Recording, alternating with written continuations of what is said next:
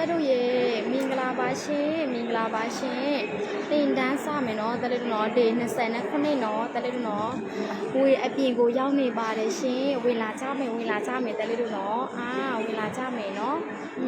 မင်္ဂလာပါရှင်မင်္ဂလာပါရှင်စုံပြန်ပြီးပြို့စုံပြန်ပြီးပြို့ခဏလေးနော်အပြင်ကိုရောက်နေတယ်ဆိုတော့လေနော်ခဏလေးကြည့်မယ်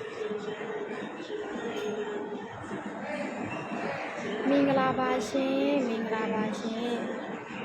မြင်ရလားဝိကိုမြင်ရလားခဏလေးနော်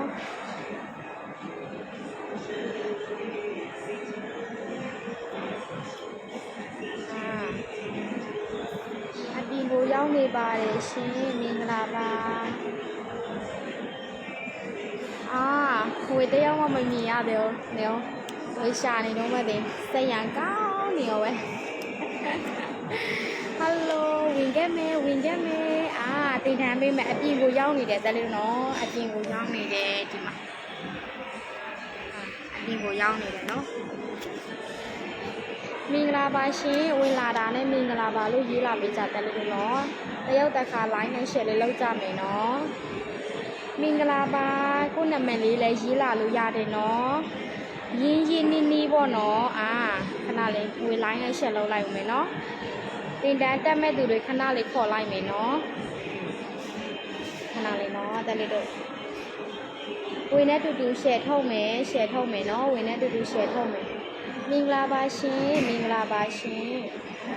လာပြီနော်မင်္ဂလာပါဆရာမတဲ့မင်္ဂလာပါရှင်ညီမလေးမိငယ်ရေမင်္ဂလာပါရှင်ခဏလေးနော်ဆရာမဂလုထဲကိုတစ်ချက်ချလိုက်မယ်နော်တင်ယူမဲ့သူတွေသိရအောင်နော်တင်ယူမဲ့သူတွေသိရအောင်ခဏလေးသူတင်ယူရအောင်နော်ရှယ်လိုက်မယ်နော်မင်္ဂလာပါရှင်ဟယ်လိုဘလူတွေရှိလဲဝင်လာတာနဲ့ line action လေးလုပ်ပေးမယ်တလေးနော်ကုတူရအောင်နော် line action လေးလုပ်မယ်နော်တလေးတို့နော်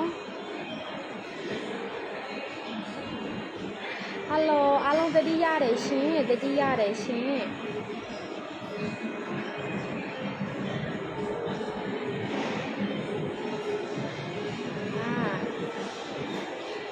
โอเค share ပြီးပြီဝင်ကြည့်မယ်ပြန်ပြီးတော့မြန်လိုက်တာရေးမြန်လိုက်တာဝင်လာကြတာเนาะဒီနေ့ဝေအပြင်ကိုရောက်နေတယ်เนาะအဲ့ဒါကဒီနေ့လာပေးမဲ့ခေါင်းစဉ်နဲ့ကိုင်းညီအောင်လို့ဝေအပြင်ကိုထွက်လာတယ်ကိုင်းညီရအောင်เนาะမင်္ဂလာပါရှင်တဲ့မင်္ဂလာပါเนาะမင်္ဂလာပါရှင်မင်္ဂလာပါဆရာမလေးတဲ့မင်္ဂလာပါရှင်ညီမလေးမင်္ဂလာပါရှင်အရန်ချစ်ဖို့ကောင်းတယ်ဝင်လာတာနဲ့ share ထားပေးကြတယ်เนาะကျေးဇူးတင်ပါတယ်ရှင်ဒီနေ့ကဝေကဘာတွေလာပေးမယ်လဲဘာတွေလာမျှဝေပေးမှာလဲသိချင်နေကြပြီဟုတ်မင်္ဂလာပါရှင်share ထုတ်နော်တဲလေးတို့နော်ဘလို့ဘာဖြစ်လို့ share ခိုင်းလဲဆိုတော့တဲလေးတို့ဝေမြဲပြောတယ်ကောင်းတဲ့အရာတွေမျှဝေပေးရင်ကောင်းတဲ့အရာတွေပြန်လက်ခံရမယ်တဲလေးတို့နော်ကိုဒီသူများကိုကောင်းစေချင်တဲ့စိတ်နဲ့နော်ကိုလိုမျိုးပြောင်းလဲချင်တဲ့စိတ်နဲ့ကိုက share ထုတ်တယ်နော်ကိုတိပြီးသူ့ကိုမပေးသိစေချင်ဘူးဆိုရင်လည်းဘာမှမဖြစ်ဘူးနော်အခုကဝေကကိုတိပြီးသူများကိုပေးသိချင်တယ်ဆိုရင်ပေါ့နော် share ထုတ်တဲလေးနော်ကိုတယောက်ထဲမသိမ်းထားနဲ့တဲလေးနော်လှုပ်ဝက်ချက်တွေကိုကိုတယောက်ထဲမသိမ်းထားနဲ့မင်္ဂလာပါရှင်လှလိုက်တာလေမျက်နှာလေးမြင်ရတာအေးချမ်းလိုက်တာလေကျေးဇူးတင်ပါတယ်ရှင်မဝေရဲ့ဆရာမရဲ့အေးချမ်းမှုတွေညီမလေးတွေအကုန်လုံးယူကြော့ပေးလိုက်ပြီဆရာမရဲ့အေးချမ်းမှုတွေပျော်ရွှင်မှုတွေเนาะအဆင်ပြေမှုတွေကံကောင်းခြင်းတွေအကုန်လုံးယူကြပေးထုတ်လိုက်ပြီเนาะလက်ခံတယ်ဆိုတာရေးလာကိုနာမည်လေးနဲ့လက်ခံတယ်ဥပမာအဲ့လိုမျိုးပေးလိုက်ရဝူဝေအောင်လက်ခံတယ်ရှင်လက်ခံတယ်ဝူဝေအောင်လက်ခံတယ်အဲ့လိုမျိုးကျေးဇူးတင်ပါတယ်ရှင်ကျေးဇူးတင်ပါတယ်เนาะ ကိုတိပြီးပြီနော်ကိုတယောက်တည်းငါသူတို့မပေးသိဘူးငါတယောက်တည်းတင်ယူမယ်အဲ့လိုမျိုးမရဘူးနော်ဝေတောင်မှလာပြီးမျှဝေပေးသေးတယ်တဲလေးတို့ကိုဝေတိပြီးပြီဝေတယောက်တည်းတင်ထားမယ်ငါဘသူ့ကိုမှမပြောဘူးဆိုရင်ဝေတယောက်ပဲရမယ်အခုဝေကအကောင်လုံးကိုသိစေချင်တယ်ဝေနဲ့တူတူလူတွေကိုပြောင်းလဲစေချင်တယ်ကူညီသွားစေချင်တယ်အဲ့ဒီတော့ကြောင့်မို့ဝေက share ထုတ်ခိုင်းတယ်ဒီကောင်မလေးကဘာအကြောင်းတွေပြောနေမှမသိဘူးငါ share မရဲဘူးငါရဲ့တငယ်ချင်းတွေမြေငါကိုယူတယ်ထင်မယ်နော်ငါကိုဘာတွေလုပ်နေလဲဆိုပြီးတော့စိုးရင်နေတဲ့သူတွေနော်မစိုးရင်နဲ့နော်ဝေကောင်းတာပဲမျှဝေပေးတယ်နော်ကောင်းတာပဲမျှဝေပေးတယ်တက်လေးတို့နော်အားလုံးယူလိုက်ပါပြီလက်ခံအားလုံးယူလိုက်ပါပြီလက်ခံလိုက်ပါပြီရှင်တဲ့ရေးအရန်ကိုတော်တယ်ယူလိုက်ပြီကြယူလိုက်ဘီဆရာမလက်ခံလိုက်ပြီးတဲ့ရေးအရန်တော်တော်မင်္ဂလာပါဆရာမဝေးတဲ့မင်္ဂလာပါရှင်မတိတာလက်ခံရှိပါပြီတဲ့ဟုတ်ကဲ့ရှင်နော်ဟုတ်ကဲ့ပါရှင်ချစ်မရေမင်္ဂလာပါအရန်ချစ်ဖို့ကောင်းတယ်ကိုပေါ့နော်အခုလိုမျိုးခွေးပြူချက်ပေးပြီးလာတင်ယူတယ်ခွေးပြူချက်ပေးပြီးပြောင်းလဲတဲ့အတွက်အရန်ကိုတော်တယ်ကိုတော်တဲ့အနေနဲ့တဲပို့ကြမယ်တဲလေးပို့ပေးမယ်ဆရာမလည်းပို့ပေးမယ်အားလုံးကိုတော်တဲ့အနေနဲ့ဆရာမလည်းတဲပို့ပေးမယ်နော်အားလုံးကိုကြိုးဆိုပါတယ်နော်အားလုံးကိုကြိုးဆိုပါတယ်တဲတွေများများယူသွားဆရာမစီကတဲတွေများများယူသွားကဲယူအကောင်လုံးတဲပို့ပေးမယ်နော်ဟုတ်ပြီနော်ဒီနေ့ဝေလာပေးမဲ့တင်တန်းနော်ဝေရဲ့တဲလေးတွေအကောင်လုံးတော့ပြောင်းလဲတာဝေမြင်ရတာဝေအရာစိတ်ချမ်းသာတယ်ပီတိလည်းဖြစ်တယ်မနေ့ကပေါ့နော်အန်တီကြီးတယောက်ပေါ့နော်အန်တီကြီးမဟုတ်ဘူးအန်တီတယောက်ဝေကိုလာပြီးတော့ပြောပြထားတယ်ဝေအရာကိုပီတိဖြစ်တယ်စိတ်ချမ်းသာတယ်ဝေပါမှမလို့ဘူးကိုဝေပေးလိုက်တဲ့အရာလေးပြန်ပြီးတော့ယူသွားပြီးပြောင်းလဲသွားတာပဲဝေမြင်ချင်တယ်အဲ့ဒါလေးပဲဝေလို့တယ်ဝေတခြားဟာဘာမှမလို့ဘူးနော်အဲ့လိုမျိုးဝေစိတ်ချမ်းသာတယ်လို့ဝေအေးချမ်းတယ်လို့ဝေပျော်ရွှင်တယ်လို့ဝေတက်တယ်လို့ဝေရတယ်လို့ရစီချင်တဲ့စိတ်နဲ့ဝေလာပေးတယ်နော်အသေးတွေအများကြီးယူလိုက်ပါပြီရှင်တဲ့ကြီးစုပါများယူဟုတ်ပြီနော်အသေးလေးနော်လူစုံပြီနော်နေဝေရဲ့တဲတွေကလူထဲကဝေးရက်ကိုယ်စလဲလေးတွေအကုန်လောက်ကဝေးရက်တဲလေးတွေပဲเนาะဒါပေမဲ့ကိုယ်စလဲတွေကိုဝေပြောတယ်ဝေးရက်တဲလေးတွေမဝင်လာသေးလို့เนาะမဝင်လာရင်လည်းရောလံပေါ့เนาะဒီမှာတင်မဲ့တင်တန်းတက်မဲ့သူတွေကစင်သိဖြစ်ပြီးဝင်လာပြီကဲဝင်ခဲ့မယ်မိုက်တူရေမင်္ဂလာပါရှင်မိုက်တူမင်္ဂလာပါချဲတဲ့ဟုတ်ကဲ့ရှင်မင်္ဂလာပါရှင်ကျေးဇူးတင်ပါတယ်ဆရာမရှိတလောက်ဆရာမရရှိတလောက်ကိုတွေလည်းရရှိချင်ပါတယ်တဲ့အကုန်လုံးယူခွေပြုလိုက်နော်ခွေပြုတယ်ဆရာမလိုမျိုးလိုချင်တယ်ဆရာမလိုမျိုးရချင်တယ်ဆရာမလိုမျိုးပိုင်ဆိုင်နိုင်အောင်ခွေပြုတယ်ခွေပြုလိုက်โอเคနော်အရန်ကိုချစ်ဖို့ကောင်းကြတယ်နော်ကိုကားပေါ့နော်တင်ယူတဲ့ချိန်မှာပတ်စံပေးပြီးတင်ယူရတဲ့တင်တန်းမှာတန်ဖိုးကြီးတာမဟုတ်ဘူးနော်အခုဝေလဲ free ပေးထားလို့ဒီတင်တန်းကတန်ဖိုးမရှိတာမဟုတ်ဘူးတန်ဖိုးရှိတယ်နော်တန်ဖိုးကြီးတယ်တန်ဖိုးမဖြတ်နိုင်တဲ့တင်တန်းကိုကားအရင် free ပေးထားတဲ့တင်တန်းကိုတိတ်ချာတင်ယူပြီးလက်တွေ့လုပ်မယ်ဆိုရင်ကိုယ့်ရဲ့ဘဝလည်းပြောင်းလဲတယ်ပျော်ရွှင်မှုတွေရလာမယ်စိတ်ချမ်းသာလာမယ်အဲ့လိုမျိုးတက်လေးတို့နော်ကျေးဇူးတင်ပါတယ်ရှင်တဲ့ခွေးပြူချက်လဲရလိုက်ပြီတဲ့နောက်ပြီးတော့ပျော်လိုက်တာရှင်တဲ့အရန်ကိုပြောတယ်နော်အရန်ကိုပြောတယ်ချစ်လိုက်တာနော်အရန်ချစ်စရာကောင်းတယ်နော်โอเคဝေပေါ့နော်တင်တာပေးတဲ့ချိန်တိုင်းဝေစုတောင်းတယ်ဘယ်လိုမျိုးစုတောင်းလဲဝေရလိုက်ကိုမြင်တဲ့သူတိုင်းနော်အကုန်လုံးကြီးပွားချမ်းသာကြပါစေပျော်ရွှင်မှုများစွာပိုင်ဆိုင်နိုင်ကြပါစေဝေရလိုက်တဲ့ကိုဝင်လာတဲ့သူတိုင်းလည်းကိုပြောင်းလဲခြင်းတဲ့သူတွေဖြစ်ကြပါစေဝေရလိုက်ကိုဝင်လာတဲ့သူတိုင်းလည်းလူကောင်းတွေလူကောင်းသူတော်ကောင်းဖြစ်ကြပါစေအဲ့လိုမျိုးလူတွေပဲဝေက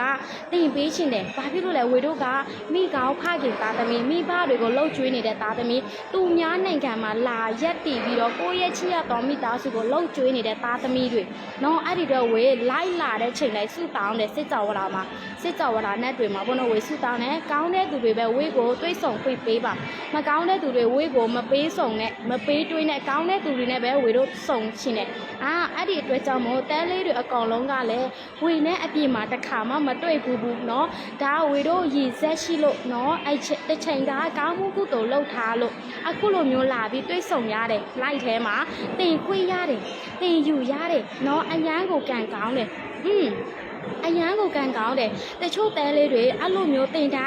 တက်ချင်တယ်နားထောင်ချင်တာတော့မှနားထောင်မရတဲ့သူတွေအများကြီးဒီစစ်ကြောဝါဒနည်းပညာတရားခိုင်နှုန်းမှာ7%ပဲတည်တဲ့သူတွေထဲမှာတဲလေးတွေအကောလုံးပါတယ်မင်္ဂလာပါချစ်မားတဲ့မင်္ဂလာပါရှင်ညီမလေးခိုင်ခိုင်မင်္ဂလာပါနော်ပေးတဲ့ဆုတိုင်းပြီးဆုံးပါစေဒါတဲ့ဟုတ်ကဲ့ပါပြီးပါစေရှင်ပြီးပါစေရှင်ပြီးပါစေရှင်နော်โอเคအဲ့ဒါဆိုရင်ဝေးချက်ကောင်ဝါရှိနေတယ်ခက်ပေးနော်စစ်ကြောလာရှိနေတယ်ခက်ပြီးပြီလားโอเคမင်္ဂလာပါညီမတဲ့မင်္ဂလာပါရှင်ချစ်မရေမင်္ဂလာပါရှင်ဒီနေ့မနေ့ကထက်ပိုလှတယ်အလဲလှပြီးသားပါ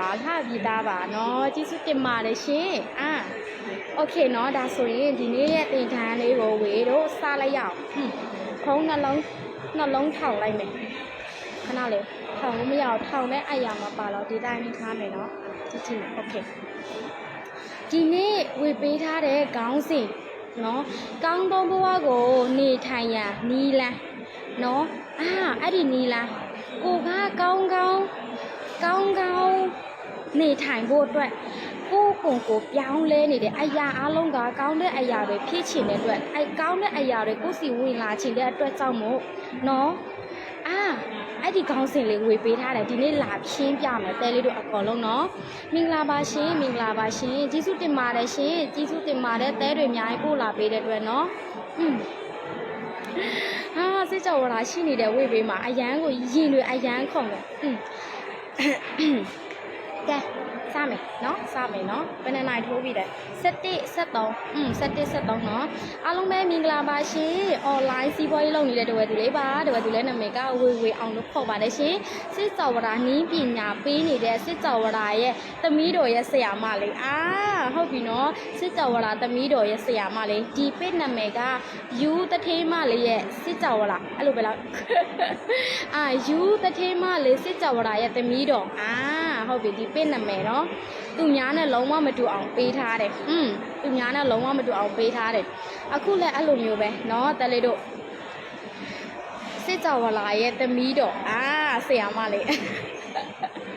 ရှုပ်ကုန်ပြီမရှုပ်နဲ့เนาะပျော်ရွှင်ပဲသွားမယ်ပျော်ရွှင်ပဲတင်ယူကြမယ်မနေ့ကမကြည့်သေးတဲ့ဒေတွေတော့သွားကြည့်အရန်ကိုကောင်းတယ်โอเคเนาะတနေ့ကောင်းလာတယ်ဒီနေ့ပေါ့နော်ဝေးကိုလာပြောကြတယ်တော်တော်များဝေးရဲ့ကိုယ်စလဲလေးတွေဝေးရဲ့ချစ်တဲ့လေးတွေဘယ်လိုမျိုးလာပြောလဲမဝေးရေးဆရာမရေးတဲ့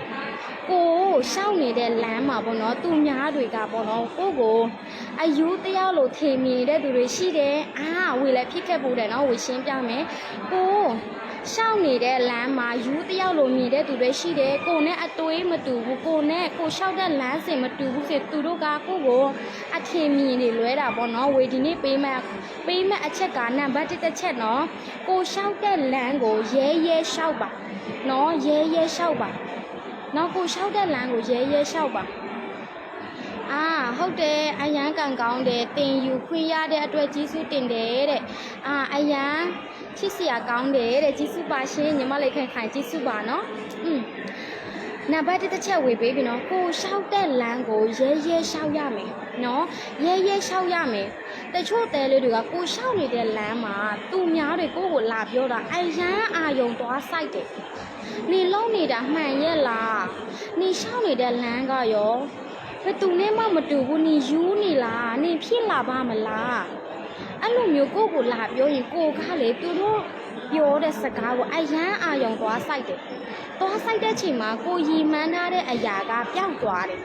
ဟုတ်တယ်ယုံကြည်မှုတွေညော့နေလာပြီဟုတ်တယ်ငါသူတို့ပြောသလိုမျိုးပဲငါမှန်နေပဲလားငါလျှောက်သွားတာအရင်ကတရားရာခိုင်နှုန်းကိုကယုံကြည်ထားတယ်တရားရာခိုင်နှုန်းယုံကြည်သူများကိုလာပြောလိုက်တာနဲ့ကိုကသွားပြီးနားရောက်မယ်ဆိုရင်ကိုရီမှန်းထားတဲ့အရာကပြုတ်ကျလာတယ်ဒီနေ့ဝေပြောချင်တာကကိုလျှောက်တဲ့လမ်းကမှန်နေပြီနော် ready ဖြစ်နေပြီဆိုရင်ဆက်လျှောက်သွားတက်ကတော့အောင်မြင်တဲ့သူကိုပဲကြည့်အောင်မြင်နေတဲ့သူရဲ့နောက်ကိုလိုက်ကိုနားထောင်လို့တင်ယူလို့ခွန်အားရတယ်ဆိုရင်အဲ့ဒီရဲ့သူရဲ့နောက်ကိုလိုက်ရမယ်နော်အဲ့လိုမျိုးတက်လေတော့တက်တိမရှိဘူးကြောက်လက်ဖြစ်ပါမလားဟုတ်ပါမလားစင်ပြေမမလားရပါမလားတွေးဝေနေတယ်တွေးဝေစရာမလိုဘူးတက်လေတော့ဝေတော့တင်ယူလာတာအပိုင်းနဲ့အခုအပိုင်း3ကိုရောက်သွားပြီအခုချိန်ကြီးတွေးဝေနေတော့မဲလားအခုချိန်ကြီးတွေးဝေနေတော့မဲလားဘယ်တော့ပြောင်းလဲမှလဲဘယ်တော့ပြောင်းလဲမှလဲမပြောင်းလဲချင်သေးဘူးလားအခုအပိုင်း3ကိုရောက်ပြီပြောင်းလဲရနေပြီအပိုင်း3ကိုရောက်တာတာဝန်အရာနားထောင်တာမဟုတ်ဘူးတင်တန်းဆိုတာကိုဘဝအတွက်ပြောင်းလဲဖို့အတွက်နားထောင်တယ်နော်တိတ်ကတိုဘွဲတစ်ခုရဖို့အတွက်ဝေတို့ဘလောက်အနှစ်တွေကြာပြီးအချိန်ပေးပြီးတင်ယူရတယ်တင်တန်းတွေတက်ရတယ်နော်နောက်ပြီးကြတော့နှစ်တွေကြာပြီးကိုတွေကစာတွေကိုလေ့လာရတယ်တဲ့အောင်ကျွမ်းအောင်ဘာသာဆုံးပြောလို့ရအောင်ဘွဲတစ်ခုရဖို့အတွက်အခုကအဲ့လိုမျိုးနှစ်ကြာကြီးပေးစရာမလိုဘူးလေ20ရက်ဘာတွေလောက်ခိုင်းထားလဲနော်ဘယ်လိုမျိုးပြောင်းလဲရမှာလဲပြောင်းလဲကြည့်တယ်လေတို့ကိုရဲ့တဘွားတစ်ခုလုံးကိုကိုရဲ့ဘွားတစ်ခုလုံးကိုပြောင်းလဲစေဖို့အတွက်ကိုတင်ယူရမယ်တင်ယူပြီးရလက်တွေးလုံးရမယ်ကိုရဲ့ကိုအမြဲတမ်းတန်ဖိုးရှိတယ်လို့ထည့်ထားနော်ကစားစရာတခုလို့မမြင်နဲ့နော်အဲ့ဒီတော့ဝေပြောချင်တာဘသူဘာပြောရလက်မှုမရှိတဲ့သူပြောရင်လုံးဝနားမထောင်ရဘူးရလက်မှုရှိတဲ့သူပြောတဲ့သူပဲနားထောင်ရမယ်အဲ့ဒီရလက်မှုရှိနေတဲ့သူရဲ့နောက်ကိုပဲစိတ်ဆိုင်လိုက်ရမယ်ကိုလျှောက်တဲ့လမ်းကိုရဲလျှောက်ပါနော်ကိုလာပြောပြီဆိုတာနဲ့ပေါ့နော်ကိုလာပြောပြီဆိုတာနဲ့ကိုအရင်ပုံကံကြည့်လောက်လိုက်အရင်ကိုတွေးလိုက်ငါတော်လို့ငါတက်လို့ငါကျွမ်းလို့ငါအစင်ပြေနေပြီအဲ့ဒီတော့ကြောင့်မို့ငါကိုလာပြောတယ်ကိုကသူ့ထက်တော်နေရင်သူကိုလာပြောတယ်အဲ့လိုမျိုးမြင်ရမယ်ကိုမတော်ဘူးကိုမကျွမ်းဘူးသူ့လိုမျိုးတာမန်လူသားလိုမျိုးကိုနေမယ်ဆိုရင်ဘယ်သူကမှကိုလာပြောမှာမဟုတ်ဘူးအခုဝေတို့ကစစ်ကြော်တာနေပညာနဲ့ပြောင်းလဲနေကြတယ်သူနဲ့အမြင်မတူရင်သူကကိုပြောမှာပဲကိုခါသူ့ထက်တိကျွမ်းနေရင်လည်းသူကိုပြောမှာပဲအဲ့ဒီတော့ငါအရန်ကိုတော်နေပြီအဲ့ဒါကြောင့်မို့ငါကိုလာပြောတယ်ငါကိုလာပြောချင်းကလည်းငါနောက်တစ်စစ်ကိုတတ်နိုင်ဖို့အတွက်ငါကိုလာစမ်းတတ်တယ်ဒီစမ်းတတ်မှုတိုင်းကိုငါကြော်ဖြတ်နိုင်ရမယ်ငါသွားနိုင်ရမယ်ငါရှိကိုပဲဆက်ရှောက်နိုင်ရမယ်တက်တိရှိငါရှောက်မယ်နော်ကိုရှောက်တဲ့လမ်းကိုရဲရှောက်ရမယ်ဒါလေးတို့နော်ဒါနံပါတ်1တစ်ချက်နော်ဝေးရကောင်းစင်မှာအချက်မပါဘူးဆရာမလည်းအချက်မပါဘူးပေးထားတာဝေးအဲ့လိုမျိုးအချက်နဲ့လာရတာကြိုက်တယ်ဝေးရပင်ကိုမူရင်းပေါ့နော်အကျန်းကြီးရည်ချင်တယ်ရည်လို့မရအောင်ကုံတိုင်းမှာဆိုတော့လေသူတို့တွေကြည်နေတယ်ဒီကောင်မလေးဘာတွေလာပြောနေလဲနေပါစေနော်သူများတွေကိုဟုတ်တယ်ဒီနေ့ဝေအပြင်ကိုကုံတိုင်းကိုထွက်လာရချင်းကလေဒီအကြောင်းညာလဲပါတယ်ဝေအခုတဲလေးတို့ကိုတင်ပေးနေတယ်တဲလေးတို့အကောင်လုံးဝေကိုတိတယ်စစ်ကြော်ရာနီးပြဆရာမစစ်ကြော်ရာနီးပညာတင်ပေးနေတဲ့ဆရာမလေးဆိုတာတဲလေးတို့အကောင်လုံးတိတယ်အပြင်ကကိုကြည့်နေတဲ့သူတွေဒီကုံတိုင်းမှာဝေကိုမြင်တဲ့သူတိုင်းကမသိဘူးသူဘာတွေပြောနေမှမသိဒါပေမဲ့ဝေဂယုစိုက်လားဂယုမစိုက်ဘူးကြည့်ချင်တဲ့သူကြည့်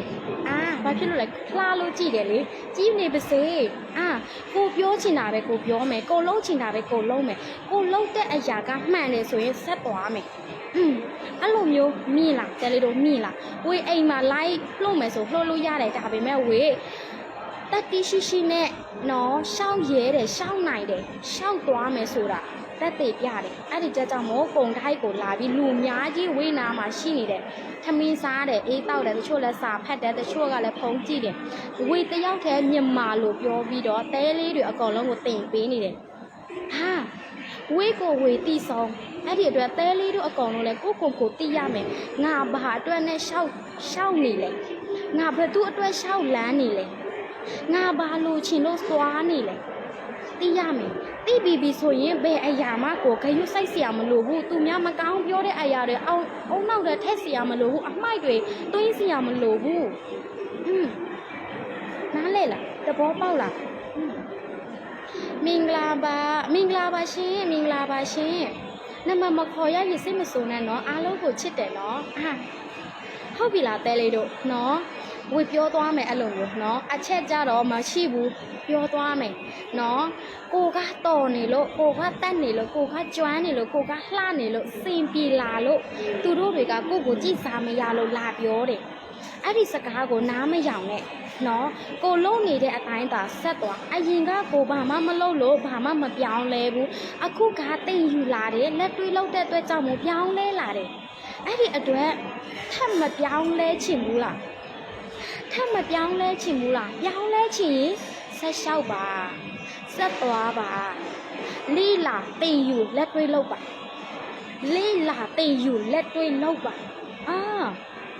တဘောပေါက်ပါပြီရှင်တဲ့ဟုတ်ကဲ့ညီမလေးမှန်တယ်တဘောပေါက်ရမယ်ကိုအခုဆရာမပြောတဲ့အရာတိုင်းနားလေတယ်ဆိုရင်နားလေတယ်ရေးအဲ့ဒါမှတဲတို့ရဲ့အသွေးစိတ်နဲ့ဆရာမနဲ့ချိတ်ဆက်ပြီးတော့ပြောနေတယ်တဲတို့ရဲ့အကောင်လုံးဆရာမကိုမြင်ရင်လူအများနဲ့ပြောနေတယ်လို့မထင်နဲ့ဆရာမနဲ့တဲတို့နဲ့နှစ်ယောက်ချင်းတိုင်းပြောနေတယ်စကားပြောနေတယ်အဲ့လိုမျိုးတဘောပေါက်ထားအဲ့လိုမျိုးတွေးထားနော်ဥပမာအခုဆရာမနဲ့တဲနဲ့နှစ်ယောက်တည်းပြောနေတယ်သူများနဲ့မပြောဘူးအဲ့ဒါဆိုရင်ပို့ပြီးဝင်တယ်common အသစ်တွေ idea အသစ်တွေပို့ပြီးဝင်တယ်ပို့ပြီးနားလေတယ်ပို့ပြီးသဘောပေါက်တယ်တက်တိရှိရေးလာစားဆရာမဒီနားမှာသဘောမပေါက်ဘူးမရှင်းဘူး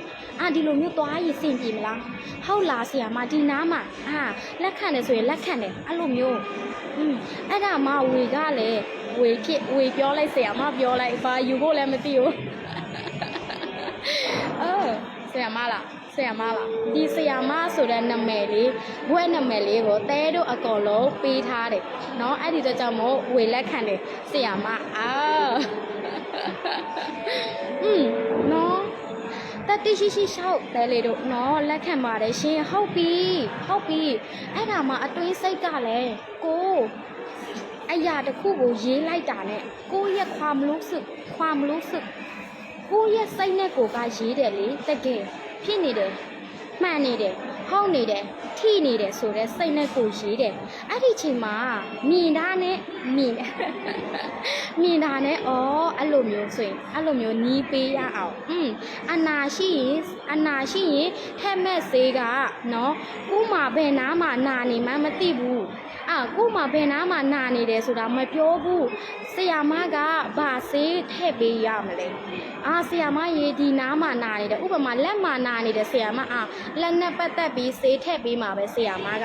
ဟုတ်တယ်ဟုတ်စိတ်ကန်းသွားတယ်ဆရာမရေခေါင်းထိုးတယ်ဆရာမကလည်းခေါင်းကိုက်ပြောက်စေပေးမှာပဲအခုလည်းအဲ့လိုမျိုးပဲနော်ချဲလို့တုံးနဲ့ဟုတ်တယ်နော်မသူစာမှန်တယ်နော်မသူစာဖြစ်သွားမအေးသူမသူစာလို့ပြောင်းလိုက်တော့အမြဲတမ်းခေါ်ထွက်တဲ့ပါဇက်ကဆရာမเจ้าစိတ်သက်နော်ဖတ်လိုက်မယ်ဆရာမเจ้าစိတ်သက်ခွန်အားတွေဖြစ်လာပါပြီတဲ့ဟုတ်တယ်တလေးတို့ဝေးမကောင်းတဲ့အရာတွေလာမပေးဘူးကောင်းတဲ့အရာလေးပဲလာပေးတယ်ပြောင်းလဲစီချင်လို့ရစီချင်လို့နော်ကိုလျှောက်ကလမ်းကိုသွားဘာမှဟိုနားမှာဒီနားမှာသွားမစင်းစားနဲ့တက်တာလျှောက်သွားနော်လုံးဝမရိုင်နဲ့တက်တာလျှောက်သွားကိုလျှောက်လန်းနေတဲ့ရွေးကိုရဲ့ပန်းတိုင်ဆိုတာရှိပြီးသားကိုကြိုဆုံနေပြီးသားနော်တဲ့လေးတို့ဝေးကိုအခုဒီမှာကြည့်ဝေးကိုကြည့်နေတဲ့သူတွေအများကြီးပဲလူကြီးလူငယ်အကုန်ရှိတယ်နော်အကုန်ရှိတယ်ဝေးတစ်ချက်မှသူတို့ဘက်ကိုမရောက်ဘူးဝေးဖိုကတ်ထားတာကဒီနားမှာကိုဖိုကတ်ထားတဲ့အရာနားမှာပဲကိုကစူးစိုက်ပြီးလုံနေတယ်ပြောနေတယ်ရှောက်နေတယ်အဲ့လိုမျိုးပဲတဲလေးတို့လူချင်းတဲ့အရာမရမချင်းအဲ့ဒီအရာကိုဖိုကတ်ထားရမယ်တနှစ်အတွင်းဘာလို့ချင်းလဲအဲ့ဒီအရာမရမချင်းငါလုံးဝ ရိုင်လဲလို့မရဘူးငါတတိရှိရမယ်ရှိတ်ဆက်ပြီးငါရှောက်လန်းနိုင်ရမယ်အဲ့လိုမျိုးနော်အဲ့လိုမျိုးဆရာမအနေနဲ့လိုင်းလာရင်ဝေလို့မပြောနဲ့တော့တဲ့ဆရာမမော်ပါဆက်ကမိသွားပါဆက်ကဘယ်လိုပြောမလဲအကြည့်ပါသွားတယ်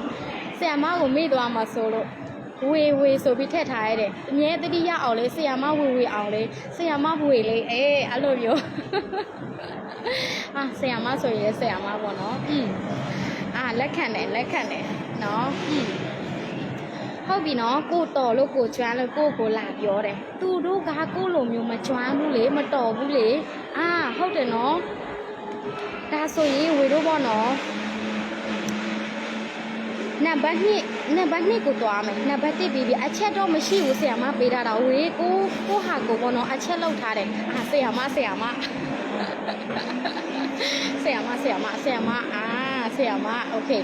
โอเคနော်โอเคအမြဲတမ်းထည့်ထားရမယ်ဆရာမလို့ဆရာမအနေနဲ့လာတယ်ဟုတ်တယ်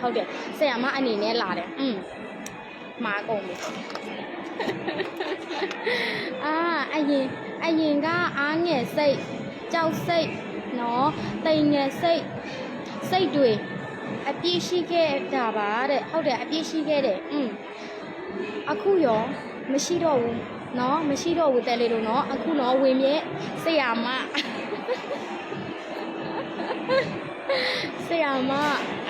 ခွန်အားတွေတတိရှိအောင်ဆက်သွားနိုင်အောင်ဆက်လုံးနိုင်အောင်ဆက်လုံးရအောင်ခွန်အားတွေအများအားလာပေးနေလို့တဲလေးတို့အခုလိုမျိုးခွန်အားရှိတာ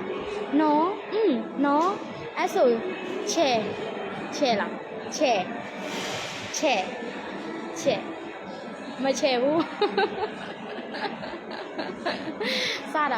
စတာပါနော်အဲ့လိုမျိုးပဲရီလိုက်ပြုံးလိုက်ဝေတနေ့ဝေဖြစ်ပြန်ပြီဆရာမတနေ့လုံးရီခိုင်းမယ်ဆိုရီနိုင်တယ်ပတ်ဆက်တွေဟိုနရွက်ကိုရောက်သွားအောင်ရီခိုင်းမယ်ဆိုရင်လည်းရီနိုင်တယ်တနေ့ကိုရီနိုင်တယ်ချက်ကလေ့ကြည့်ရအောင်သွားတယ်အိပ်ပတ်တော့မယ်ဆရာမရီနေတာโอเคနော်โอเคเข้าเรื่องနံပါတ်2ကိုသွားမယ်နံပါတ်2ကကိုအမြဲတမ်းတတိထားနေရမယ်လာပြီနော်ကိုအမြဲတမ်းတတိထားနေရဆရာမဘာကိုတတိထားရမှာလဲကိုရဲ့စိတ်ကိုတတိထားနေရမယ်မကောင်းတဲ့ဘက်ကိုမရောက်သွားအောင်မကောင်းတဲ့အရာမကြည့်မိအောင်မကောင်းတဲ့အရာမတွေးမိအောင်တတိထားရမယ်ငါလုံးဝတွေးလို့မဖြစ်ဘူးငါလုံးဝသွားလို့မဖြစ်ဘူးမကောင်းတဲ့ဘက်ကိုငါဘဝကိုပြောင်းလဲနေတဲ့ချိန်မှာငါကိုယ်တိုင်တည်ဆောက်ရမယ့်ချိန်မှာအရင်ကမကောင်းတဲ့နေရာမှာငါရက်တည်လာလို့ငါအဲ့လိုမျိုးဖြစ်တယ်အခုချိန်မှာငါပြောင်းလဲလိုက်တယ်နည်းနည်းလေးပဲအဲ့ဒါတော့ငါရလဲမှုတွေအများကြီးရှိတယ်အခုချိန်မှာငါဒီထက်မကရလဲမှုလို့ချင်တယ်အဲ့ဒီအတွက်ကိုအမြဲတမ်းတတိထားပြီးတော့စစ်စင်းနေရမယ်ကိုရဲ့နှလုံးသားကိုဘယ်တော့မှအရာမစိုးမိအောင်နော်ဝင်လာပြီဆိုရင်လက်မခံဘူးမကောင်းတဲ့တည်င်းဝင်လာပြီဆိုလက်မခံဘူးနော်လက်မခံဘူးကိုအမြဲစစ်စင်နော်တလေးနော်အမြဲစစ်စင်အမြဲတမ်းတတိထားရမယ်နော်ကိုကဘယ်သူနဲ့မှပြိုင်စရာမလိုဘူးတလေးတို့ကိုပြိုင်ရမယ်ကိုရဲ့နှလုံးသားကိုနိုင်အောင်ထိန်းရမယ်နော်နိုင်အောင်ထိန်းရမယ်သူများကိုသွားပြိုင်မှာကိုအနိုင်ရမှာမဟုတ်ဘူးနဲ့ဒီကားကကိုပြန်ရမယ်ကိုပြန်ရမယ်နော်မကောင်းတဲ့စိတ်တွေမလာရအောင်သူ့ကိုနှိပ်ချရမယ်ကောင်းတဲ့စိတ်တွေနဲ့နှိပ်ချရမယ်မကောင်းတဲ့အရာတွေမဝင်လာရအောင်နော်ကောင်းတဲ့အရာနဲ့နှိပ်ချရမယ်ဆရာမဆိုရင်ပေါ့နော်အတန်သေးသေးလေးအရင်ကမြဲကြားရတယ်ဥပမာကောင်းလျှော်ရင်အစုံ900နှစ်ခါချမယ်ဆရာမဆုံးဖြတ်ချက်ချလိုက်တယ်နော်နှစ်ခါချမယ်အတန်သေးသေးလေးကလာပြီဟုတ်ရဲ့လားဝေအောင်နေရောင်းကုန်ပါမလားနေအလောက်ထိများတာနေဘသူ့ကိုသွားရောင်းပါလေအတန်သေးသေးလာပြီအဲ့ဒါဆရာမကဘာပြောလဲသိလားအဲ့ဒီအတန်ကိုလေပြည့်ပြီးတော့ငါလုံးနိုင်တယ်ငါရောင်းနိုင်တယ်ငါမှာကိုယ်စလဲတွေအများကြီးအသိအဟောင်းထက်ကငါစီကိုဝင်လာနေတယ်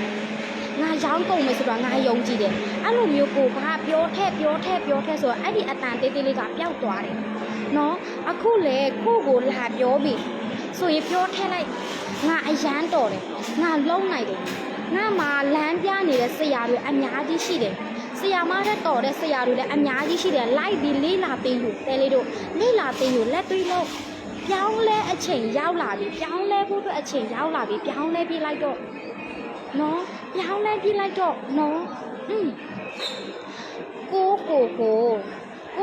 ကိုနားထောင်နော်ကိုအမိုက်ကာဖြစ်နေမနေနဲ့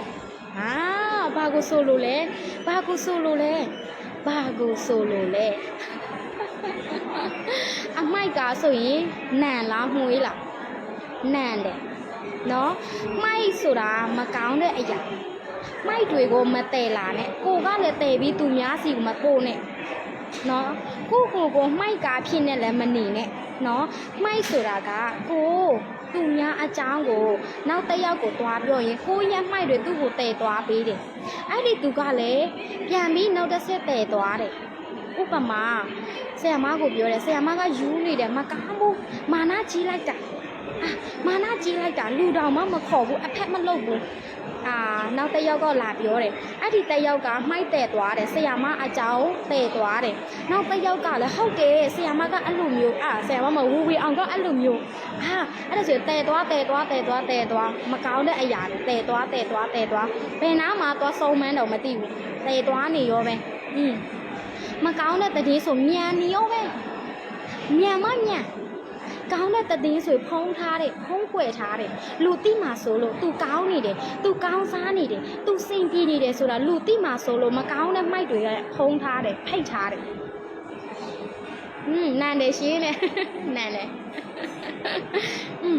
နန်တယ်ယုံနဲ့မကောက်ဘူးเนาะအခုတို့ဖြစ်တယ်အဲ့ဒါတွေเนาะမိုက်တွေလုံးဝလက်မခံရဘူးเนาะလုံးဝလက်မခံရကောင်းတဲ့တည်ဆိုဖုံးထားတယ်မကောင်းတဲ့တည်ဟိုကောင်မပေါ့မနေ့ကသူ့ယောက်ျားမရှိခင်သူကနောက်တစ်ယောက်နဲ့ပြီးစားနေတယ်ဟိုကောင်မပေါ့သူ့အမေကိုဒီလိုမျိုးပြောတယ်ဟောဒီကောင်မပေါ့ဒီဦးလေးကဘလို့ဒီအကိုကဘလို့အဲ့ဒါတွေကမိုက်တွေတဲလေးတို့အခုတို့တွေမလိုအပ်တဲ့မိုက်တွေကိုမထက်သွင်းနဲ့ကိုလာပြောပြီးကိုစီကိုတဲလာတယ်ကိုကသွားမတဲဘူးကိုလည်းမတဲကိုလည်းမပြောဘူးမလှုပ်ဘူးကိုစီကိုတဲလာတယ်ဥပမာဆရာမအိမ်ကိုလာတယ်နော်ဆရာမအိမ်ကိုလာပြီးဝေအောင်ရေးဟိုနေ့ကလေအဲ့ဒီကောင်မလေးငါ့ကိုဒီလိုပြောတယ်နင်စိတ်မကောင်းဖြစ်လိုက်တာသူနော်မာနကြီးလိုက်တာမာနကြီးနေရောပဲငါ့ကိုဒီလိုပြောတယ်နင်သူဆရာမစီကိုတဲလာပြီเนาะအဲ့ဒီအမိုက်တွေဆရာမကကိုယ်စိတ်ကိုပြန်ပြောလိုက်တယ်ငါလက်မခံဘူးဝေအောင်ငါလက်မခံဘူးဝေအောင်ငါလက်မခံဘူးပြောပြီးတာနဲ့စကားချစ်ချင်းပြောင်းလိုက်တယ်ဒီလိုမျိုးလာရင်ဒီလိုမျိုးပြောင်းပြလိုက်တယ်ဒီတို့ကရောစင်ပြေရဲ့လားအလုပ်ကိစ္စကဘလို့လဲအဲ့လိုမျိုးပြောင်းပြလိုက်တယ်အဲ့ဒါဆိုရင် तू ပြောမဲ့စကားကပြတ်သွားပြီလေလက်မခံဘူးလက်ခံတယ်ဆိုတာ तू လာပြောတာဟုတ်တယ်ငါ့ကိုလည်းအဲ့လိုမျိုးပဲအကြည့်တွေနဲ့ကြည့်တယ်ကြည့်စားမရ तू ငါ့ကိုအဲ့လိုမျိုးဖြစ်နေတာအဲ့ဒါဆိုရင်ကိုလက်ခံလိုက်ပြီ तू တဲလာတဲ့မိုက်ကိုလက်ခံလိုက်ပြီကိုကမိုက်ကားဖြစ်သွားပြီကိုကမိုက်ကားဖြစ်သွားပြီနောက်တစ်စစ်ကိုကပြန်လိုက်ပို့မယ်အဲ့ဒီမိုက်တွေမိုက်ကားဖြစ်မလားမိုက်ကားဖြစ်နေမလားမိုက်တွေတဲပြီးလိုက်ပို့မလားကဲပြောနော်မိုက်ဆိုတဲ့အရာမကောင်းဘူးတဲလေးတို့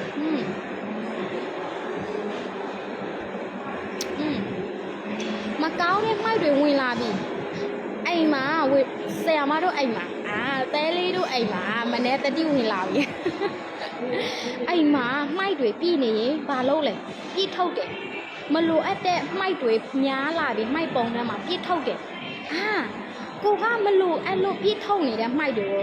သူ့တဲလာတဲ့မိုက်ကိုကပြန်လက်ခတ်ထားစရာလားလက်မခံရဘူးတဲလေးတို့မပြောင်းလဲချင်ဘူးလားပြောင်းလဲချင်မလက်မခံနဲ့နော်သူလာပေးတဲ့မိုက်ကိုလက်မခံနဲ့နော်ဟုတ်ပြီနော်မနေချင်ဘူးရှင်တဲ့မနေချင်ရင်ပြောင်းလဲရမယ်ကိုယ်စိတ်ကိုထိန်းရမယ် तू မကောင်းတဲ့အကြောင်းကိုလူမကောင်းတဲ့အကြောင်းမပြောနဲ့မပုတ်ခက်နဲ့နော်မပုတ်ခက်နဲ့ကောင်းတဲ့ဘဝကိုပိုင်ဆိုင်ခြင်းနဲ့ကောင်းတဲ့အရာတွေစက်ပိုင်းဝင်ခြင်းနဲ့ကံကောင်းခြင်းတွေစောင့်ကန်ခြင်းနဲ့ဘာလို့ကိုလူချင်းလူခင်ပေါ်များစေခြင်းနဲ့ဘာလို့အလောက်ကြိုက်တွေစင်ပြေစေခြင်းနဲ့ဘယ်ကိုပဲသွားကိုရဲ့မျက်နှာမြင်တာနဲ့တီးနေစေခြင်းနဲ့ နော်ကောင်းတဲ့အရာလေးပဲကိုကလုပ်ရမယ်ကိုအကောင်းလုပ်တာကိုရက်တဲ့တင်ကောင်းကမကျင်တဲ့သူတွေကဖုံးကွယ်ထားတယ်နေပါစေနော်ဟုတ်ရင်ကြော်ပုတ်ရင်ပေါ့အဲ့ဒီစကားလေးတနေ့တီးလာလိုက်မယ်ဝေးဒီစစ်ကြော်တာနီးပညာဆဆတည်ယူတော့ကလေဝေးကိုယူနေတယ်အခုချိန်ပြည့်လဲယူနေတယ်ဆိုပြီးတော့ပြောတဲ့သူတွေအများကြီးရှောက်လုံးနေတယ်ရှောက်ပြောနေတယ်ရှောက်မပြောပါဘူးရှင်ထိုင်ပြီးပြောနေတယ်နောက်ပြီးကြတော့ဘာအတွေးလေဘယ်ကအယူဆမှာပြီးသွားယူဆလာလဲမသိဘူးစစ်ကြော်ဝတာဆိုတာကောင်းတဲ့အရာတွေစစ်ကြော်ဝတာနဲ့ဆိုတာကောင်းတဲ့နဲ့တွေနော်ကောင်းတဲ့အရာတွေဝေအခုပြောနေတာလဲကောင်းတဲ့အရာတွေကိုဝေလှုပ်ထုတ်နေတယ်နားမလဲတဲ့သူတွေဝေဘာမှမပြောဘူးအပြစ်လည်းမမြင်ဘူးတနာတော့တနာသေးတယ်အော်ငါလိုမျိုး तू မပြောင်းလဲနိုင်သေးဘူးအဲ့ဒီအတွက် तू ငါလိုမျိုးပျော်ရွှင်မှုမရသေးဘူးသူ့ကိုဒီလိုမျိုးနီးလန်းတင်ပေးတဲ့သူနဲ့တွေးဆုံရပါစေသူ့ဘဝကံကောင်းပါစေငါလိုမျိုးပျော်ရွှင်ပါစေပြန်ပြီးမေတ္တာပို့ပေးလိုက်သေးတယ်ကိုနဲ့စကားပြောသည်ဖြစ်စေစကားမပြောသည်ဖြစ်စေကိုကအရင်သူ့ကိုခွင့်လွတ်လိုက်နော်ကိုသွားမဲ့လမ်းမှာပေါ့နော်ချိတ်နေတယ်ဆိုရင်ပေါ့နော်တယောက်ကိုကိုကစိတ်ထဲမှာခဲနေတယ်ရန်ညိုးတွေရှိနေတယ်ဆိုရင်ခွင့်လွတ်လိုက်တယ်လေတို့သူ့နာမည်ခေါ်ပြီးတော့နော်ခွင့်လွတ်လိုက်နေ့ကောင်ကခွင့်လွတ်တယ်အဲ့ဒါဆိုကိုလည်းဖြောက်ဖြောက်တန်းတန်းရှောက်ရမယ်ဖြောက်ဖြောက်တန်းတန်းသွားရမယ်မေတ္တာပို့ပေးငါအေးချမ်းတယ်လို့နေလဲအေးချမ်းပါစေငါစင်ပြေတယ်လို့နေလဲစင်ပြေပါစေကောင်းတဲ့အရာလှုပ်ထုတ်ရင်ကောင်းတဲ့အရာကိုယ်စီပြန်ရောက်လာတယ်မကောင်းတဲ့အရာလှုပ်ထုတ်လဲမကောင်းတဲ့အရာပြန်ရောက်လာတယ်နော်တယ်လေတို့ဟုတ်ပြီနော်အချက်မရှိလဲပြောသွားပြီးတာပဲမှန်တယ်တီချဲတဲ့ကျေးဇူးတင်ပါတယ်ရှင်အရန်တော်တယ်ဆရာမကျေးဇူးတင်ပါတယ်ရှင်ကျေးဇူးတင်ပါတယ်နော်ဒီနေ့စာမတွေမဖက်ရတဲ့အရာတွေဖက်လို့ရလာတယ်ဒီဖုန်းကိုအရန်ကျေးဇူးတင်တယ်အမိုက်တွေရှင်းလင်းနေပါပြီဆရာမလေးတဲ့ရှင်းရမယ်တဲ့တို့ရှင်းရမယ်နော်အပိုင်း1အပိုင်း2ဝေးကိုရဲ့အုံနောက်ထဲမှာမလိုအပ်တဲ့အရာတွေစိုးနေတဲ့အရာတွေရှင်းခိုင်းထားတယ်လူသိတွေဆိုရင်အပိုင်း1ကိုတော့အပိုင်း1ပြီးအပိုင်း2ကိုတော့နောက်ပြီးဒီအပိုင်းကိုလာဆင်းလိုက်လုံးဝ good share ဖြစ်သွားမယ်လုံးဝပြောင်းလဲသွားမယ်နော်အာမခံတယ်မင်္ဂလာပါရှင်မငယ်ငယ်ရေးမင်္ဂလာပါဝင်လာတယ် like and share လုပ်ပေးတာကျေးဇူးတင်ပါတယ်ရှင်ကျေးဇူးတင်ပါတယ်နော်မငယ်ငယ်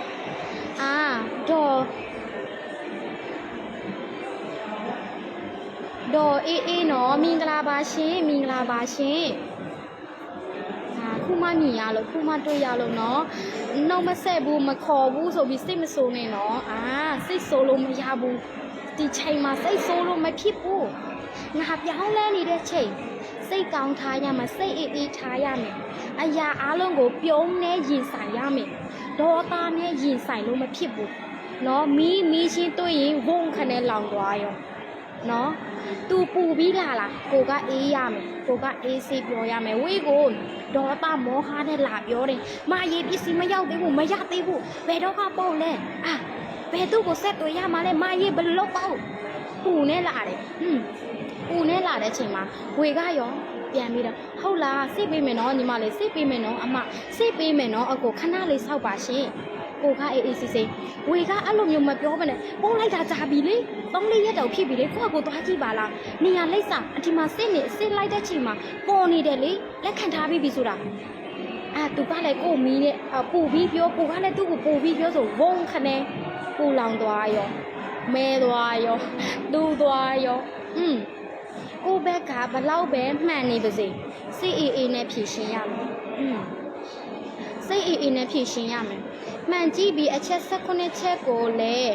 နေ့တိုင်းပြောပါတယ်ရှင်တဲ့နေ့တိုင်းပြောတယ်ရှင်တဲ့ဟုတ်တယ်ပြောရမယ်တယ်လေနော်ပြောရမယ် စိတ်ခွန်အားရလာအောင်နော်စိတ်ခွန်အားရလာအောင်နော်စိတ်မဆိုးပါဘူးသမီးရဲ့တဲ့ချစ်လိုက်တာအန်တီလားမသိဘူးကျေးဇူးတင်ပါတယ်ရှင်ကျေးဇူးတင်ပါတယ်ဝေးရဲလိုက်ကိုပေါ့နော်လူကြီးပိုင်းတွေကြည်တာတော်များတယ်လူငယ်တွေထက်များတယ်လူကြီးပိုင်းနော်ဝေးဒီထဲမှာပေါ့နော်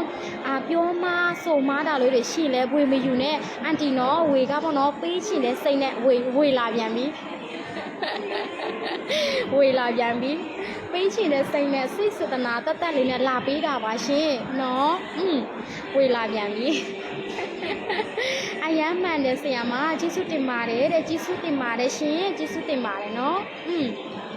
ဆရာမပေးတယ်လို့မျိုးပေးစကားတော့မပြီးတော့ဘူးဆရာမပေးတယ်လို့မျိုးဆရာမပြန်လက်ခံရတယ်တဲလေးတို့လည်းယူတက်မယ်ဆိုရင်ဆရာမလိုမျိုးအေးချမ်းမယ်ပျော်ရွှင်မယ်နော်ဖြည်းဖြည်းချင်းပြောင်းလဲရမယ်အခုရည်တွင်တူအခုရည်ကျတောက်လို့မရဘူးဖြည်းဖြည်းချင်းပြောင်းလဲသွားနော်ဖြည်းဖြည်းချင်းပြောင်းလဲသွားတနေ့ကို 10% ကိုကပြောင်းလဲမယ်ဆိုရင်10ရက်ဆိုရင်ရောဘယ်နှ%ရှိပြီလဲတလားဆိုရင်ရောဘယ်နှ%ရှိပြီလဲအဲ့လိုမျိုးပဲမပြောင်းလဲပဲနဲ့ဒီတိုင်းနေမဲ့အစားတနေ့ကို 10% ပြောင်းလဲသွားနော် 10% မရရင် 1% ပြောင်းလဲသွားကိုပြောင်းလဲနေတာပဲလေနော်ဟုတ်ပြီနော်အရန်ကိုကောင်းတယ်အချက်လည်းမရှိဘူးနံပါတ်1တစ်ချက်ပဲဝင်မှတ်မိတယ်ဝေးလာပြန်ပြီဆရာမပြောသွားတယ်နော်အဲ့ဒါပြောသွားတယ်ဆရာမစီတာနော်ကုမ္ပဏီပိုင်ရှင်ဆရာမစီတာစစ်ကြော်ရာနေပညာတင်ပေးတယ်ဆရာမတို့ရဲ့ဆရာမကြီးပေါ့နော်အရန်ကိုဘယ်လိုမျိုးမှတင်ပြတာကောင်းတယ်ထီရောက်မှုရှိတယ်လက်တွေ့လုပ်တဲ့သူအရန်ကိုပြောင်းလဲတယ်ဆရာမဝေအောင်လဲပြောင်းလဲတာဆရာမစီတာတွေကြောင့်ဆရာမတွေကြောင့်ပြောင်းလဲတယ်မြင်ဆရာကြားဆရာတင်ဆရာနော်အဲ့ဒီဆရာတွေကြောင့်ဆရာမဝေအောင်လဲပြောင်းလဲသွားတယ်ပြောင်းလဲလာတယ်အဲ့ဒီအတွက်ဆရာမကနေပြီးလာမျှဝေပေးတယ်ပြန်ပြီးတော့နော်ဆရာမစီတာဆိုတာထိုင်းဆရာမလေးနော်ဆရာမကမြန်မာဆိုတော့ကိုယ့်ရဲ့မြန်မာတွေကိုသိစေချင်လို့ပြောင်းလဲစေချင်လို့တေချာလေးနားလေသဘောပေါက်စေချင်လို့ဖြည်းဖြည်းရှင်းတင်ပြပေးသွားတယ်နော်ဟုတ်ပြီနော်တဲလေးတို့ဟုတ်ပြီစစ်ကြော်လာရှိနေတယ်အမြဲပဲဒီနားမှာနော်ပက်လက်သွားနေတယ်အဲ့ဒါဆိုရင်နားလဲပြီးသဘောပေါက်ပြီးနော်ဘယ်နဲ့နိုင်ထိုးပြီးတယ်နာယူဝဲကြော်သွားပြီလားဝေးမပေါ်ဘူးခဏလေးနာယူဝဲကြော်သွားပြီလား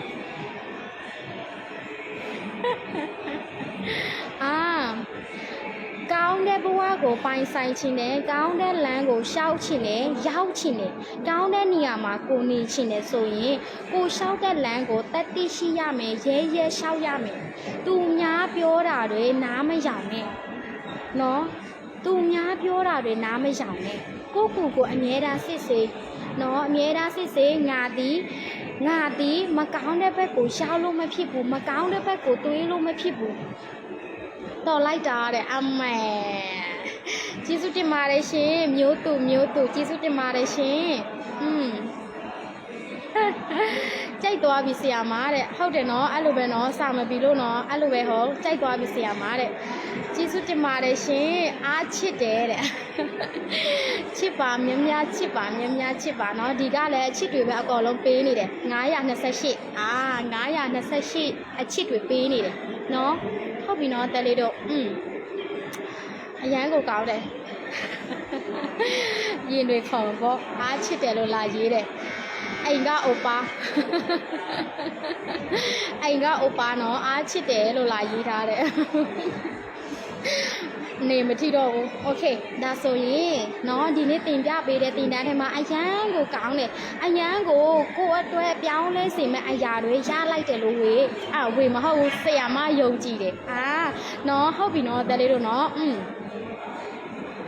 ဆရာမလေးရဲ့မေတ္တာများကိုခံယူပါတယ်เนาะတဲ့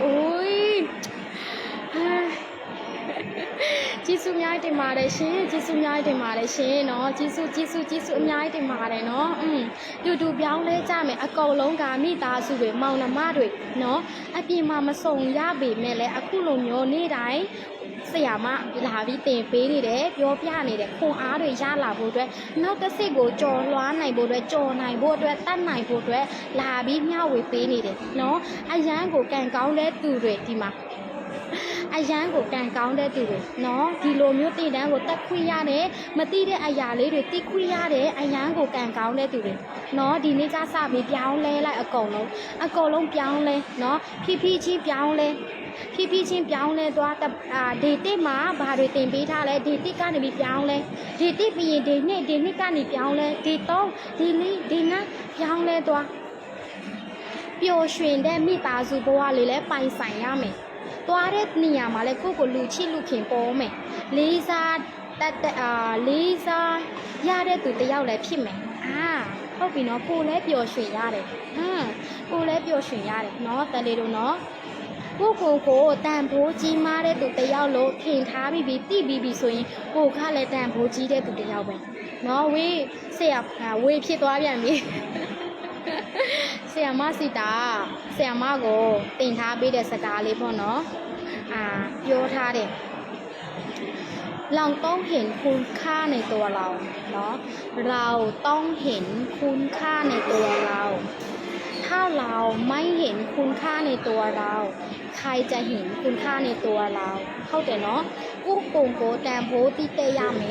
กูโกงโกแตมโพท้าเตยาเมกูแตมโพท้านี่แต่ยุยกูโกงโกแตมโพจีมาเดสุดาตีนี่แต่ยุยเนาะအပြင်ကကြည့်လိုက်တာနဲ့ဘယ်လိုမျိုးဖြစ်သွားလဲเนาะဟုတ်ပြီเนาะတဲ့လေတို့သူနဲ့လမ်းစင်မတူလို့ကိုရှောက်နေတယ်သူတို့ဘာပဲပြောရှောက်သွားကိုလမ်းကိုနော်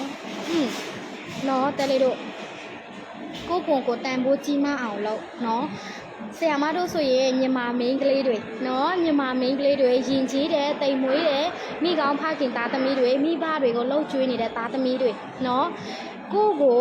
နတ်တွေကလည်းအများအားဆောက်ရှောက်တယ်နော်နတ်တွေတကြားတွေဖះအကောင်လုံးကိုဆောက်ရှောက်တယ်လိမ်မာတယ်ယဉ်ကျေးတယ်မိဘကိုတိတက်တယ်မိဘကိုလှုပ်ကျွေးနေတယ်နော်အဲ့ဒီအထဲမှာကိုက9ရက်သားသမီးကိုပြန်ပြီးတော့ကူညီပေးတယ်ကိုလည်းကောင်းတဲ့ဘက်မှာရက်တည်နိုင်တဲ့အတွက်အရန်ကိုဂုဏ်ယူစရာကောင်းတယ်နော်အရန်ကိုဂုဏ်ယူစရာကောင်းတယ်အရန်တော်တဲ့သူတယောက်မိန်းကလေးဆိုပြီးတော့အားနွဲရမယ့်စိတ်တွေအားငယ်ရမယ့်စိတ်တွေပိန်ငယ်တဲ့စိတ်တွေမမွေးရဘူးငါလဲငါမှာငါလဲနော်အားခွန်အားရှိအောင်ငါလဲငါအစွမ်းနဲ့ငါရှိပြီးသားငါလဲငါအစွမ်းနဲ့ငါရှိပြီးသားနော်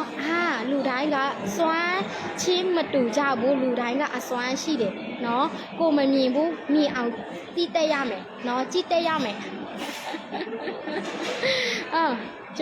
ကြော်နေပြီအဲ့ဆိုအခုဆိုအိတ်သူကနေ့တိုင်းချဲရဲ့ live ကိုကြည့်နေတာအိုပါတော်လိုက်လာနေပြီပြောနေရပြီချဲတဲ့ဆရာမနဲ့တူရတာအရန်ကိုကန်ကောင်းပါတယ်တဲ့ဟုတ်ကဲ့ရှင်ကိုကန်ကောင်းတယ်လို့ပြောရင်ကိုလည်းကန်ကောင်းတယ်အရာအလုံးကန်ကောင်းတယ်နော်ဆရာမစီတာရှိတဲ့ကန်ကောင်းခြင်းတွေကိုယူလိုက်ပါပြီရှင်တဲ့ဆရာမစီမှာရှိတဲ့အဲ့လိုမျိုးစာမပြီးလို့တော့တယ်လေနော်ဆရာမစီမှာရှိတဲ့ကန်ကောင်းခြင်းတွေယူလိုက်ပါပြီရှင်ယူတယ်လေယူဆရာမပေးတယ်လို့ဆရာမပြန်ရတယ်အဲ့ဒီတော့ဆရာမများပေးတယ်ယူအကုန်လုံးယူချစ်စရာကောင်းတော့ချဲလေးတဲ့ကျေးဇူးတင်ပါတယ်ရှင်ကျေးဇူးတင်ပါတယ်ယူပြီးရှင်ယူโอเคနော်တလေးတို့နော်ဒါဆိုရင်မနေ့ဖြန်ဒီ28မှာစုံကြမယ်နော်ဒီ28မှာဆရာမကဘာတွေတင်ပေးအောင်ပါလဲဘာတွေမျှဝေပေးအောင်ပါလဲဆိုတာမနေ့ဖြန်ညော့ဘယ်ချီလာမှာလဲမပြောဘူး supply နော် supply နော်ဆရာမမပြောဘူးအချိန်ဘာဖြစ်လို့အချိန်မပြောလဲဘာဖြစ်လို့အချိန်မပြောလဲဆရာမကတိကျတဲ့သူတယောက်ဒီနေ့ပြောထားတယ်ဒီနေ့ဖြစ်အောင်လုပ်တဲ့သူ